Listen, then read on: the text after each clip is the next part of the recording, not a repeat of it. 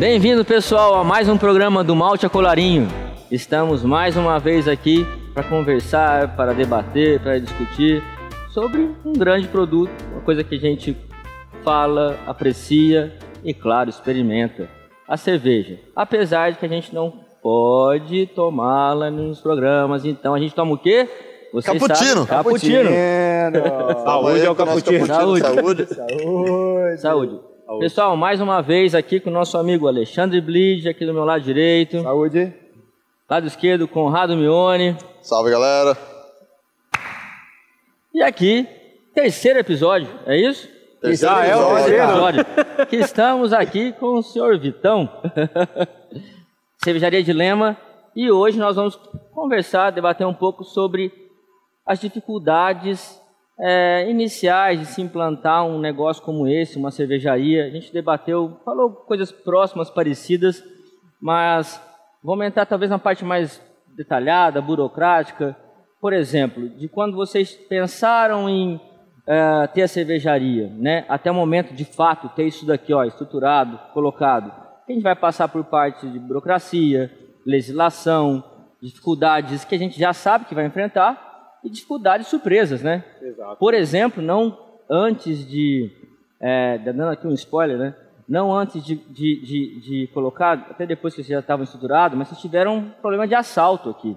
Exato. Então, acho que qual que o pessoal, as pessoas querem saber, principalmente quem quer montar algo parecido, né? quer empreender, acho que é importante colocar isso.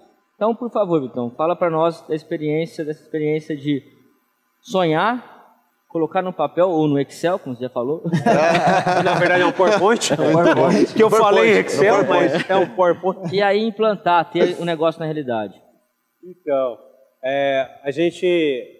quando a gente decidiu, né, fazer o retorno e tal, decidiu no primeiro episódio, a gente falou sobre isso, né, começou o sonho, o projeto em Montreal.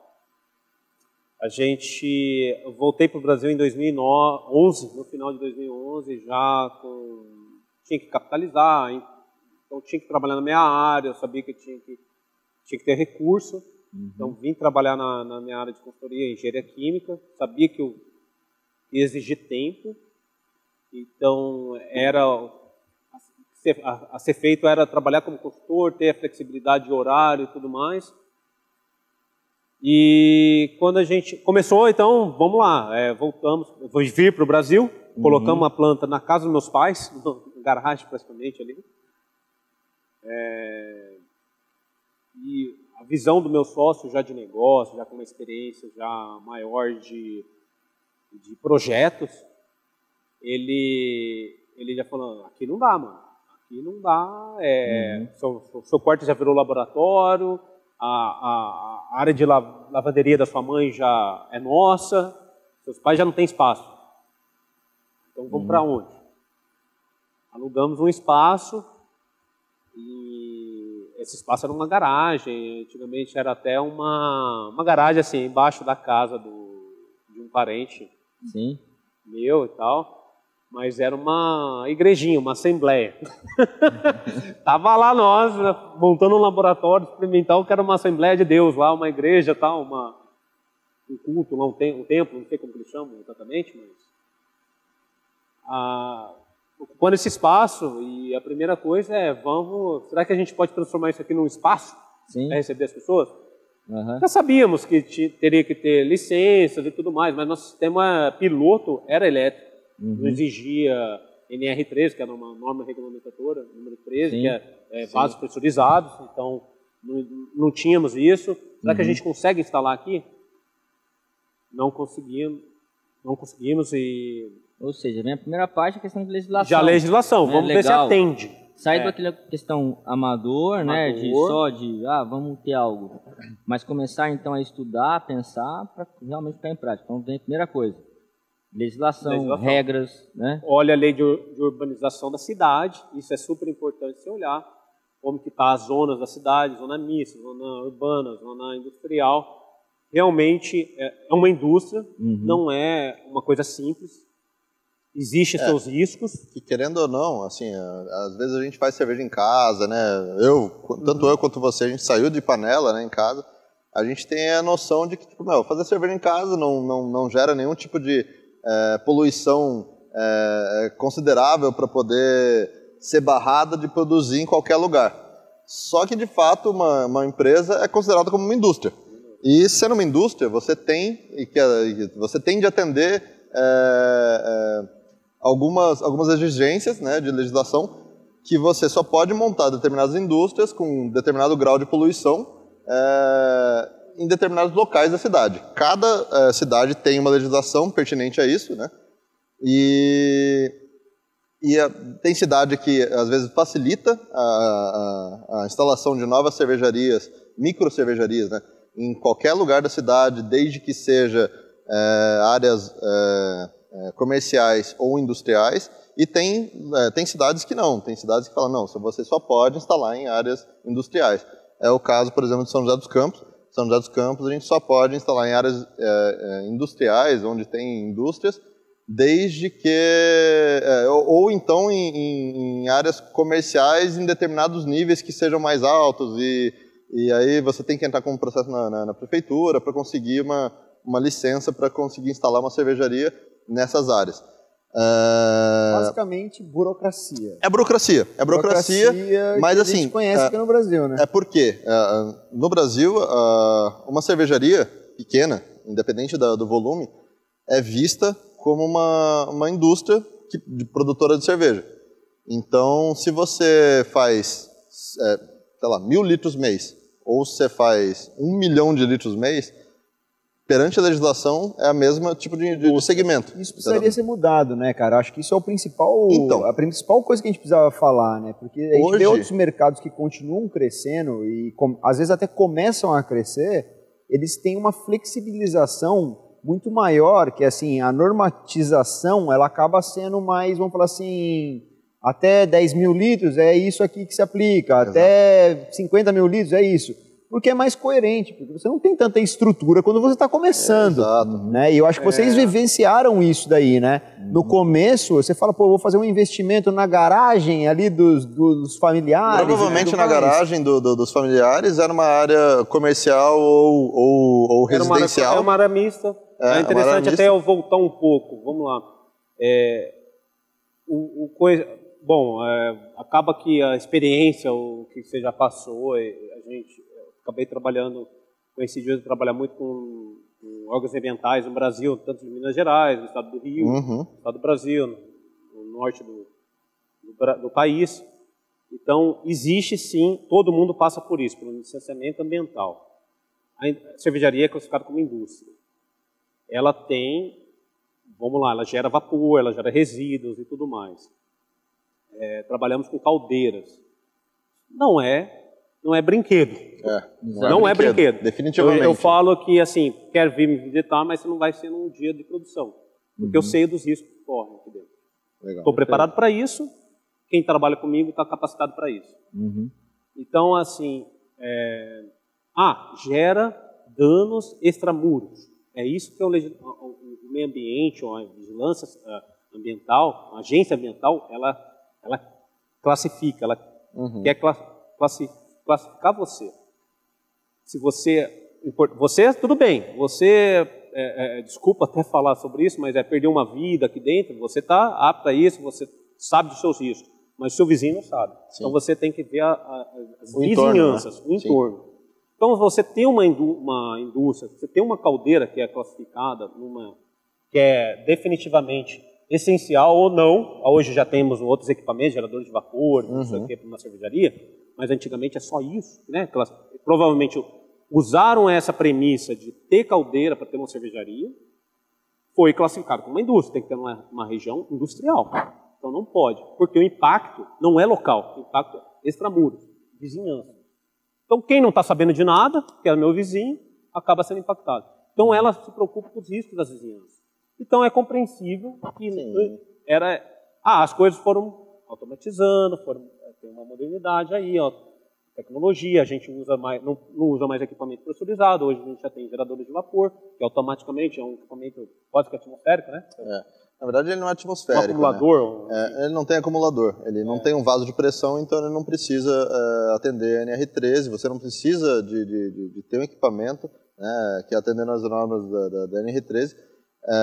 Mas o que acontece é que você gera vapor e automaticamente esse vapor é consumido na sua cozinha, né? E acabou o consumo, acabou a geração de vapor, ou vice-versa. Acabou a geração de vapor, não tem mais consumo. Seja por falta de gás, seja por falta de chama, de alguma coisa. Então ele não acumula pressão na linha, ele não acumula pressão em ponto nenhum. Né? É imediato. Você gera vapor e consome ao mesmo tempo. É diferente de uma caldeira. A caldeira é uma panela de pressão. Você acumula, se acabar a chama ou acabar a geração de vapor, de energia de alguma forma, você tem um acúmulo de pressão para você continuar, dependendo do volume da caldeira, para continuar o seu processo durante um tempo. Né? Isso é perigoso.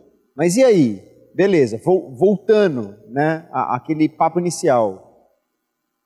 Colocou, viram que não dava para instalar na garagem, vamos montar um galpão. Começou a colocar o primeiro tijolo, a primeira viga aqui. Quanto tempo depois você está entrando efetivamente no mercado? Vamos lá, a gente começou a obra em outubro. Eu vou até voltar um pouco. Houve um aprendizado aí na prefeitura e tudo mais, porque no momento que a gente se estabeleceu aqui, houve uma mudança de zoneamento. Mas a gente já tinha uma demanda, por isso que é super importante. Do zoneamento aqui da região. Porque a gente sabe que a gente começa a visualizar um projeto, um empreendimento, ele não acontece de imediato. Então você vai pedir o que a gente fala de uso do solo. Uhum. Que assim, essa região é apta para estabelecer uma indústria, uma fábrica de cerveja? Era, tá certo? Aí houve uma mudança na região, mas porque a gente estava dentro do prazo de demandas de licenciamento, a gente já estava com o processo de licenciamento ambiental junto à CETESB, e aí você abre em 3 leques, né? A gente tem as licenças da CETESB, que são as primeiras que tem que ser pedidas, primeira da prefeitura, uso do solo. Aí, em seguida, você já vai para a CETESB, que são a licença prévia, licença de instalação, licença de operação. Beleza. Então, a gente já estava e decidiram alterar esse layout da região.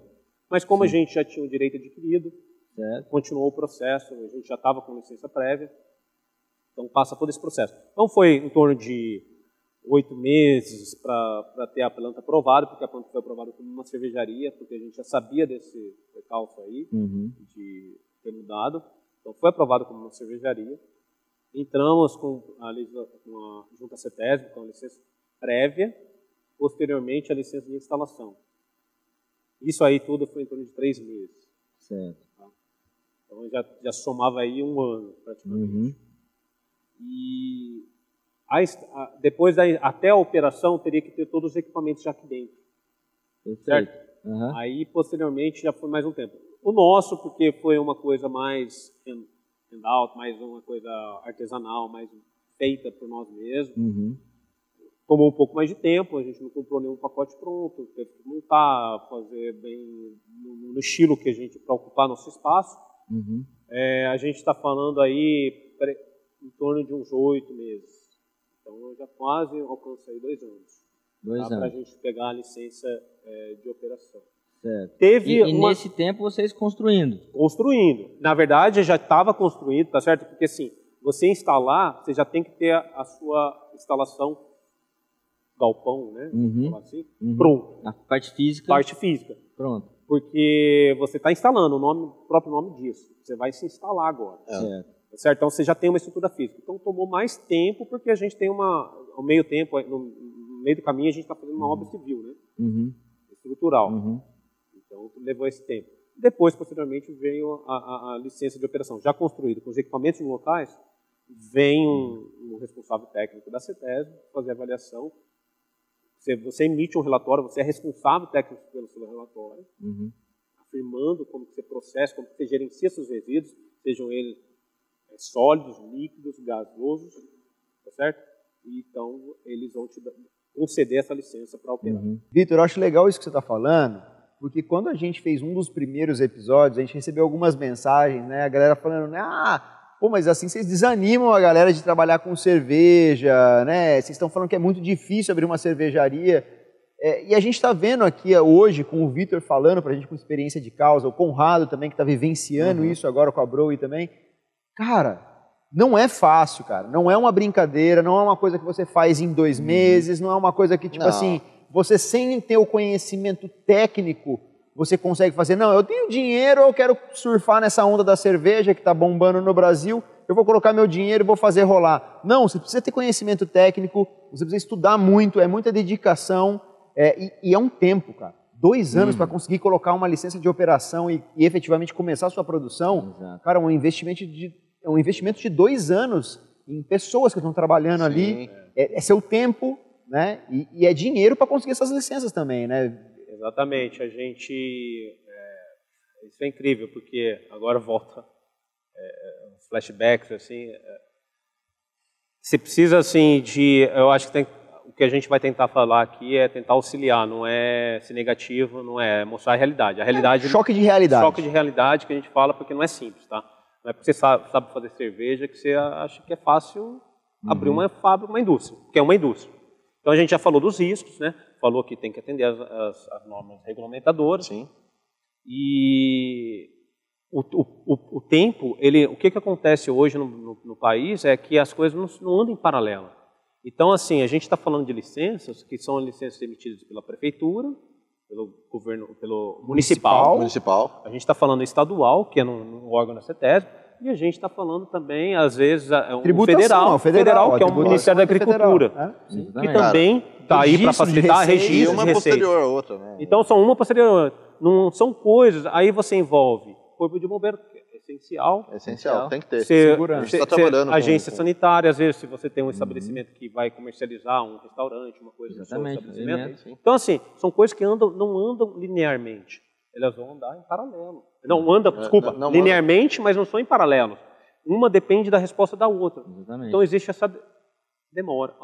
Para você conseguir essa licença, você precisa pegar, às vezes, 2, 3 licenças antes para conseguir ela e conseguir dar seguimento então, para o procedimento. Se você não coloca pessoas capacitadas para poder adquirir essas licenças, para poder mostrar, porque o que eu dou a dica é, não deixa dúvida, tá certo? Fala para o seu leitor. Quem é o seu leitor? É o agente da CETESB? É o agente sanitário? É o fiscal do Corpo de Bombeiros? Fala para ele. Seja o mais claro possível. Seja o mais claro possível no seu relatório, entregue isso. Fala o que você fez, quais são as suas medidas de mitigação, quais são as suas seguranças, mostre isso claramente, não tente esconder nada, porque aí as coisas vão ser mais rápidas, vão fluir mais rápido. Fala isso com talvez um pouco de propriedade, porque eu trabalhei em indústria grande, na verdade, trabalhando com licenciamento. Mas é exatamente isso, ser claro. Seja claro para o seu leitor. Você tem que expor exatamente o que você tem dentro do seu processo, né? Exato. Não adianta tentar omitir uma coisa aqui ou expor uma coisa que você não costuma fazer. Exato. É tentar ser o mais claro possível com o seu processo.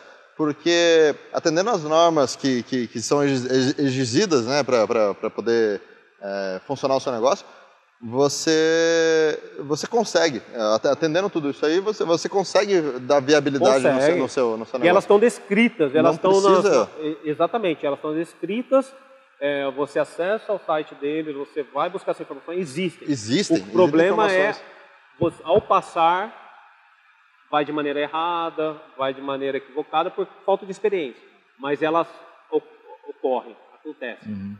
Pessoal, é até interessante. Desculpa, não, que isso, tranquilo, pode falar. É interessante, cara, porque assim, deixar claro mais uma vez, né, que a gente, aquele episódio não fez, vamos falar assim, uma coisa negativa, a gente só estava fazendo realmente um choque de realidade, para exatamente trazer essa realidade para vocês, que não é fácil montar uma cervejaria no Brasil.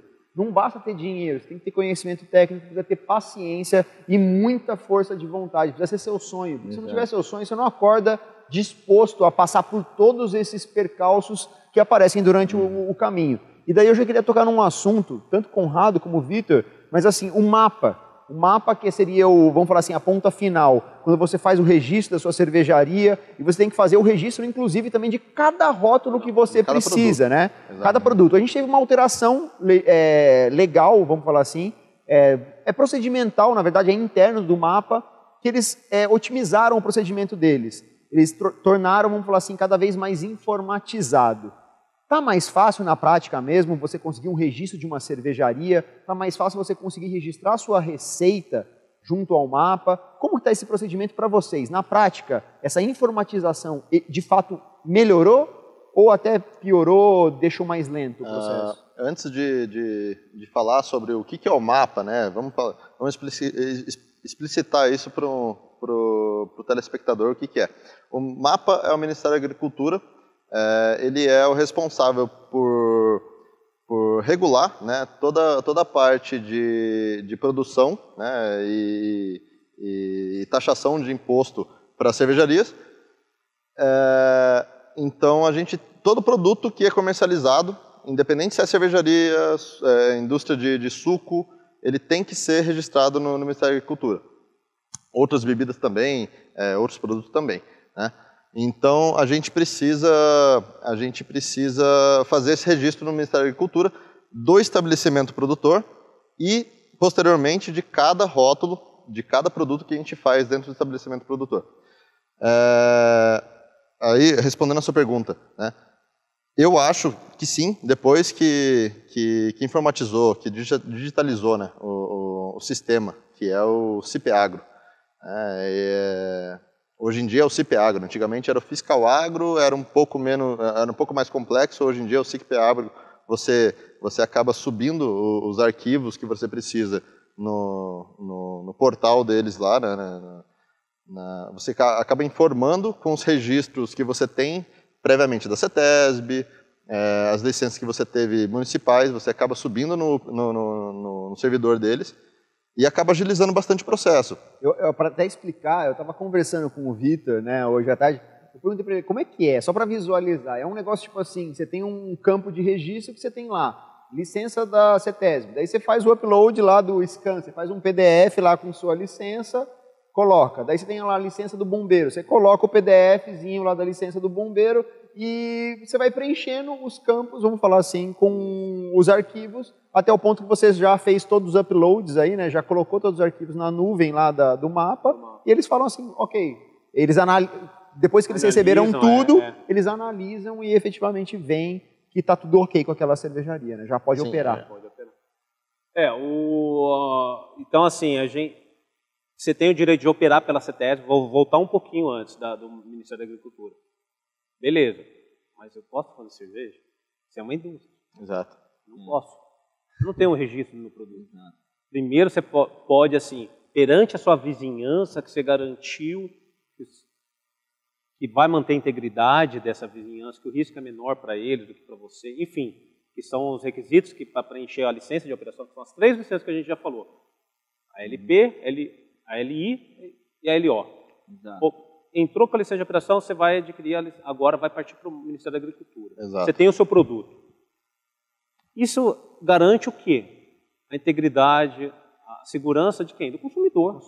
Do consumidor, quem ganha é ele. Exato. Então, assim, esse é o mínimo que a gente está garantindo, é o consumidor. É passar por esse processo que hoje, lembrado pelo Conrado, está melhor, está mais fácil, está mais intuitivo, está mais automático ali, né? Mas é ele que garante, porque tem alguém responsável por aquilo, porque a gente está trabalhando numa indústria, a gente mexe com produtos químicos, enfim, a gente tem que se responsabilizar por esse produto. Eu vou usar esse gancho para, assim, fazer uma observação e um questionamento. Observação de quê? O pessoal que está lá, né, nos assistindo, cervejeiro caseiro, pessoas que simplesmente consomem, pessoas que estão pensando em abrir um negócio, ou abrir uma cervejaria, um brewpub, enfim, né? Acho que está sendo um programa espetacular e muito bacana, até um pouco técnico, mas está mostrando, assim, de você pensar em fazer a cerveja, né, simplesmente fazer, a chegar ao ponto de ter ela para o consumidor final, certo? Por exemplo, o cervejeiro caseiro que pensa em fazer cerveja para ele ou para os amigos, é muito diferente na hora que ele pensa em comercializar. É outro mundo, né? Porque aí vem a ética, vem a indústria, vem todas as questões que, cara, você tem que entrar nisso. A gente é muito próximo dessa ideia. O governo traz essa burocracia para trazer segurança para o público, né? Para o público ter um produto salubre, efetivamente. Exatamente. Mas eu acho assim, isso é uma burocracia infelizmente necessária, eu acho que no Brasil às vezes é um pouco exagerada, minha opinião pessoal, mas de qualquer forma, Eu acho que o principal é aquela coisa de filosofia. Você ia até perguntar para o Vitor um negócio do assalto, né, que ele teve aqui, né? Para a gente, acho que finalizar até, né, assim, o debate de hoje, que tudo que a gente foi colocado foi muito em questões fixas, reais, que vão acontecer, né? Esses problemas todos de mapa, de burocracia, de abertura, de legislação, isso é real. Isso é real. Agora, e os que não são reais? E os que são surpresas? Que tem vários. E aí eu vou te fazer essa pergunta, não no sentido de falar com o cara assim, puta, mais um problema pra gente pensar, não vou abrir nada, não é isso. Assim, é mais um choque de realidade. É do outro lado. A gente não quer... Vitor, é do outro lado assim de, cara, eu vou abrir independente de qualquer coisa, mas entendeu? Tem que saber, você tem que estar preparado. Exatamente, mas qual que é um dos preparos que tem que ter? É da questão íntima, pessoal, que vem lá de dentro, entendeu? Eu vou vencer e vou solucionar. E aí um dos problemas que foi muito legal que você teve aqui, foi de que vieram, o pessoal arrancou seus fios, né, assaltaram. Isso não foi legal, né? Isso não foi nada legal, na verdade. Não, mas é uma situação legal de lembrar e expor, né? Mas acabou dando força de vontade para vocês, né? Exatamente. Os caras vieram, só pra galera entender. Legal, galera, no sentido da solução. Os caras pularam um muro, né? Tipo, e tudo mais, e roubaram fio de cobre. Fio de cobre, porque dá dinheiro isso no mercado negro. É complicado. Enquanto tem gente comprando. Mas enquanto tem gente que fica chorando por, putz, fui assaltado, a polícia aqui é ruim, não sei o quê. Mas não, esse é Joseph Klimber. Não, mas é verdade, cara. Eles tiraram inspiração. Vitor, conta um pouquinho pra gente. Como é que você tira ânimo pra solucionar o problema e continuar com o seu sonho? Acho que isso precisa ser colocado. O samba, né? Que a gente colocou lá. E tem que tocar. Na verdade, o que aconteceu? A gente estava pronto para iniciar o processo, iniciar a operação da FAB, conseguimos as nossas licenças e roubaram os cabos de energia de entrada. Então, assim, não é cabo, é bastante, alimenta isso aqui. É o coração, energia elétrica, é vapor, é água. Exato. Sem esses 3 itens, você não vai fazer nada. Acabou. Lógico, você interna o terceiro, que é os insumos, lúpulo e malte. Mas sem isso.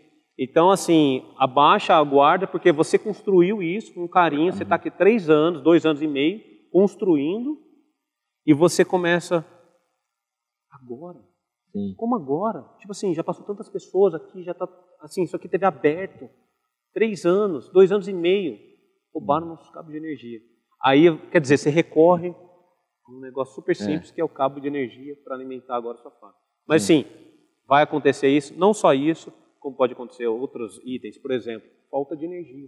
Então, assim, isso já é um problema operacional. Esteja atento a isso. A gente trabalha com produtos que têm controle de temperatura, é operacional, precisa desse controle.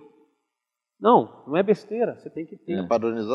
Tem que ter, eu acho que pensar em geradores, pensar em situações que, numa falta, o que vai comprometer? Vai comprometer seu produto ou não? Então, assim, eu acho que assim, o cervejaria caseiro é importante, começa de um sonho tudo isso, não é tudo, não nasce é um projeto, eu vou fazer e vai acontecer assim, não acontece, mas tem que estar preparado. Mas acho que essa mensagem que a gente finaliza aqui o programa de que existe a vontade, existe o desejo, existe o sonho, mas também há o planejamento. E a partir do que tem se planejado, tem se pensado, as soluções elas sempre estão ao seu lado para conseguir, então, efetivar algo dessas surpresas, por exemplo, que acontecem, né? Então, muito obrigado, Vitor. Valeu mais uma vez um programa nosso, acho, né? Que a gente está muito feliz com tudo que nós conversamos. Planejamento e replanejamento. Você tem que constantemente avaliar seu projeto. Você nunca fala assim, ele está pronto, ele engavetado. Não é. Nunca. Você sempre reavalia ele. Assim como a cerveja, a cervejaria é um produto vivo. Exato. Ela constantemente eu escutei uma frase legal essa semana. Hoje a gente tem que aprender a desaprender e a reaprender. A gente está nesse momento. Bonita frase. Boa. Gente, obrigado vocês, pessoal. Sigam nós lá no Instagram, no Face, todas as mídias sociais, que aparecem sempre embaixo. Um abraço. Obrigado, Vitor. Obrigado, Conrado. Obrigado, Lídio. Tá sempre convidado a voltar no programa, meu velho. Obrigado.